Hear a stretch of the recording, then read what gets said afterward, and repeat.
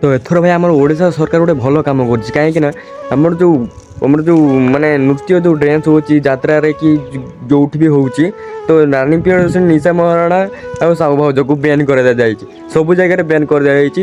ତ ବହୁତ ଏଇଟା ଭଲ ହେଇଛି। ତ ଚାଲନ୍ତୁ ସୁର ଭାଇ କ'ଣ କହୁଛି ଆପଣ ଦେଖିବେ, ସରକାର କ'ଣ କାର୍ଯ୍ୟାନୁଷ୍ଠାନ କରୁଛି, ଆପଣ ଚାଲନ୍ତୁ ଫୁଲ୍ ଭିଡ଼ିଓଟାକୁ ୱାଚ୍ କରନ୍ତୁ। ନଙ୍ଗୁଳି ଡ୍ୟାନ୍ସ, ନଙ୍ଗୁଳି ଆକ୍ଟିଂ, ନଙ୍ଗୁଳି ହାଇ ଚେହେରା ଦେଖେଇବା, ଏଇଟା ବଦନାମ ହେଉଛି ଖଣ୍ଡଗିରି ଓଡ଼ିଶାର ଚାରିଆଡ଼େ ବଦନାମ ହେଉଛି। ଆମେ ଡିଜିକି କହିଲୁ, କଲେକ୍ଟରଙ୍କୁ କହିଲୁ, ଚିଫ୍ ସେକ୍ରେଟାରୀ କହିଲୁ, ନଙ୍ଗୁଳି ନାଚ ହେଇପାରିବନି ଖଣ୍ଡଗିରିରେ, ରାଜ୍ୟ ଯାକ ନଙ୍ଗୁଳି ନାଚ ହେବା ଉଚିତ ନୁହଁ।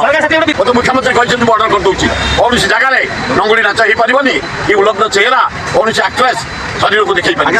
ଯାହା ହଉ ସୁର ଭାଇ, ତମକୁ ଗୋଟେ ଦିଲସେ ସାଲୁଟ୍ ମାରିବାକୁ ଇଚ୍ଛା ହେଉଛି। ଏଇ କାମଟା କରିବା ପାଇଁ ମାନେ କେହି ଆଗକୁ ଆସୁନାହାନ୍ତି। ଆପଣ ମାନେ କରିକି ବହୁତ ଭଲ କାମ କରୁଛନ୍ତି। ଆଉ ଯେଉଁ ରହିଲେ ସବୁ ଯେଉଁ ନୃତ୍ୟ ଡ୍ୟାନ୍ସ କରିବା ବାଟେ, ଭାଇ ତମର ଗୋଲ ମରିବା ଦରକାର, କାହିଁକିନା ତାମାନେ ବହୁତ ମାନେ ଉଚ୍ଛଳ ହେଉଛି। ଆମ ଓଡ଼ିଆ ସଂସ୍କୃତି ପୁରା ସବୁ ମାଟିରେ ମିଶିକି ଛାଡ଼ିଲାଣି, ଓଡ଼ିଶାକୁ ପୁରା ମାନେ ଖରାପ କରିକି ଛାଡ଼ିଲାଣି। ଯେଉଁଠି ଦେଖିବ ସବୁ ନଙ୍ଗା ଡ୍ୟାନ୍ସ କରୁଛି। ଆଉ ହଁ, ଯେଉଁ ନୃତ୍ୟ ଯେଉଁ ଡ୍ୟାନ୍ସ ଦେଖାଉଛି ସେଠି ଜଣେ ପାଇଁ ହେଉନି, ସେ କମିଟି ବାଲା ଉପରେ ଦୋଷ ରହିଯାଉଛି। କାହିଁକିନା ତାମାନେ ଡାକୁଛି କାହିଁ ନାଚ ଦେଖାଇବା ପାଇଁ, ସେଇଥିପାଇଁ ନାଚ କରୁଛି ଯାଇକିନା। ଆଉ ଯେଉଁ ଦେଖାଇବା କଥା, ଏମାନଙ୍କୁ ମାନେ ଦେଖାଇବା ମାନେ ଏକ୍ସଟ୍ରା ଦେଖିକି ଏତେ ମାନେ କରୁଛି, ମାନେ ମୁଣ୍ଡ ଖରାପ ଭାଇ। ଏଗୁলো ବହୁତ ଲୋକ ବି ଏମିତି ବିରୋଧ କରିଛନ୍ତି, ସେଇ ବି ତଥାପି ମାନେ ତାମାନେ ମାନୁନାହାନ୍ତି। ବିରୋଧ କରିବା ପରେ ଚିଆର ଫିଆର ଖାଇକି ପଚା ଟମଟମ ଭିଆଁ ଖାଇକି ତଥାପି ମାନେ ତାମାନେ ମାନୁନାହାନ୍ତି। ମାନେ ଏତେ ଭାଇ ମାନେ ଗାଣ୍ଡି ଗଲୁଆ ନୀତିଆଙ୍କର, ମାନେ ପଇସା କମାଇବା ପାଇଁ ସବୁ ଖୋଲେଇକି ମାନେ କିଏ କହୁଛି ମୁଁ ଇଂଲିଶ ଫିଲ୍ମ କରିଦେବି, କିଏ କହୁଛି ମୁଁ ମୋତେ ପଇସା ମିଳିବ ମୁଁ କିଛି କରିଦେବି, କିଏ କହୁଛି ମୁଁ ମାସେ ପଳଉଛି, ମୁଁ କଲିକତା ପଳଉଛି ଇଂଲିଶ ଫିଲ୍ମ କରିବାକୁ, ମୋର ଆଉ ସହି ହେଉନି। ଭାଇ ମାନେ ଏତେ ମାନେ ତାଙ୍କର ପାଗଳ ଗିଆ ଲୋକ ସବୁ ଦେଖନ୍ତୁ ଭାଇ। ମାନେ ପଇସା ଆଣିବ ମାନେ କିଛି ବି କରୁଛି। ଆଉ ମାନେ ଯାତ୍ରା ବେଳେ ହୋଇବା ଦରକାର, ମାନେ ଏମିତି କରୁଛି ନା ଭାଇ, ମାନେ ଛିନ ଛତର ଅବସ୍ଥା।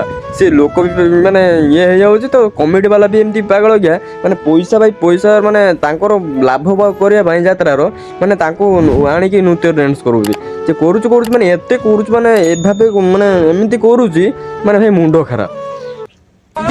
ଏମାନଙ୍କୁ ଗୋଲୁ ନ ମରିଲେ ହେଲେ ହବନି। ନହେଲେ କିଏ କହୁଛି ମୁଁ ମନେ ମୁଁ ସେକ୍ସି ହଲ୍ଟ ଗାର୍ଲ, ମୁଁ ଗୋଟେ ମାନେ ଆଇଟମ୍ ଗାର୍ଲ, ମାନେ ଏମିତି ମାନେ ନିଜକୁ ନିଜେ ଭାବୁଛି ମୁଁ ଗୋଟେ ସେଲିବ୍ରିଟି, ମାନେ VIP ଭଳିଆ ଭାବୁଛନ୍ତି। ତମର ଗାଣ୍ଡି ମାରିବାକୁ କେହି ଜାଗା ପଡ଼ୁନି। ଏଥର ସରକାର ଗୋଟେ କାମ କରୁଛି, ଭଲ କରୁଛି।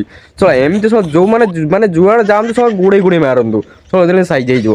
ଯାତ୍ରା କରିବା ଲୋକ ଯାତ୍ରା କରୁ, ନୃତ୍ୟ ଡ୍ୟାନ୍ସ କରୁଛୁ, ଇଏ କରୁଛୁ ସିଏ କରୁଛୁ, ବଜାର ଝିଅ ସବୁ ତମର ଗାଣ୍ଡି ଗର ନେଇଛନ୍ତି। ଆଉ ଓଡ଼ିଶାରେ ଆଉ କ'ଣ ଯାତ୍ରା କେହି କରୁନାହାନ୍ତି? ଏଇ 3 ଜଣ କରୁଛି। ବଜାର ଝିଅ ମା ବାପର ଠିକ ନାହିଁ। ଆଉ କହୁଛି କିଏ କହୁଛି ଘରର ବାପା ମା ଠିକ ନାହିଁ। ବାପା ମା କେମିତି ଠିକ ରହିବ? ଏମାନେ ତ କହୁଛି ତା ବାପା ମା ତ ସପୋର୍ଟ କରୁଛି ନା, କହୁଛି ମୋ ଘରେ କିଛି ଦିନ କହିଥିଲା, ତାପରେ ମୋର ଠିକ ହେଇଛି।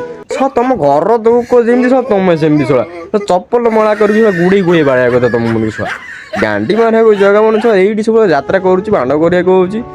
ସବୁ ଜାଗାରେ ପୁରା ଓଡ଼ିଶାରେ ବନ୍ଦ ହବା ଦରକାର। ଏଇ ସବୁ ନୃତ୍ୟ ଡ୍ୟାନ୍ସ ବନ୍ଦ ହବା ଦରକାର, କାହିଁକିନା ମୁଁ ଓଡ଼ିଶାକୁ ପୁରା କଚରା କରିକି ଛାଡ଼ିଲାଣି, ପୁରା ମାନେ ଅବସ୍ଥା ନାହିଁ ଭାଇ।